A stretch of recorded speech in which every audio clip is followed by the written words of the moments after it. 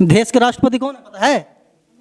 क्या होता है जनवरी का स्पेलिंग बताइए तो। ये मैडम हैं और 1 से 5 तक के बच्चों को पढ़ाते हैं। लिखे थे। सही लिखिए। आप बच्चे को पढ़ा रहे हैं 20 साल से, और कितना बच्चों का भविष्य आप बर्बाद किए होंगे, इसका जवाब दही कोई। नमस्कार दोस्तों, जब नालंदा दस्तक न्यूज चैनल के ओनर अमित चौरसिया एक स्कूल में गए और वहां के मैम से पूछे कि मैम देश का राष्ट्रपति कौन है, तो मैम नहीं जानती। जनवरी का स्पेलिंग लिखने बोला तो क्या लिखा आप स्क्रीन पर देख पा रहे होंगे। और हमको तो एक बात समझ में नहीं आ रही है कि ऐसे ऐसे टीचर का बहाली कैसे होता है और ऐसे ऐसे टीचरों को नौकरी कैसे मिल जाती है।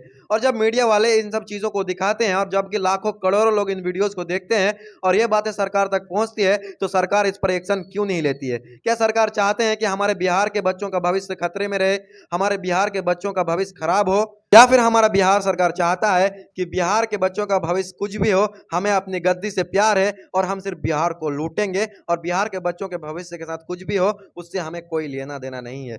दोस्तों, नालंदा दस्तक के ऑनर अमित चौरसिया आए दिन एक्सपोज करते रहते हैं टीचरों को। सरकारी स्कूल में किस प्रकार से टीचर भ्रष्टाचार करते हैं, जिनको ABCD भी मालूम नहीं है, वो टीचर बने बैठे हैं।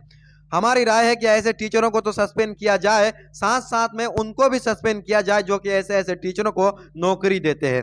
बिहार सरकार हमारे बिहार के बच्चों का भविष्य बचाइए और हमारे बिहार की तरफ थोड़ा सा ध्यान दीजिए। हमारा बिहार खतरे में है।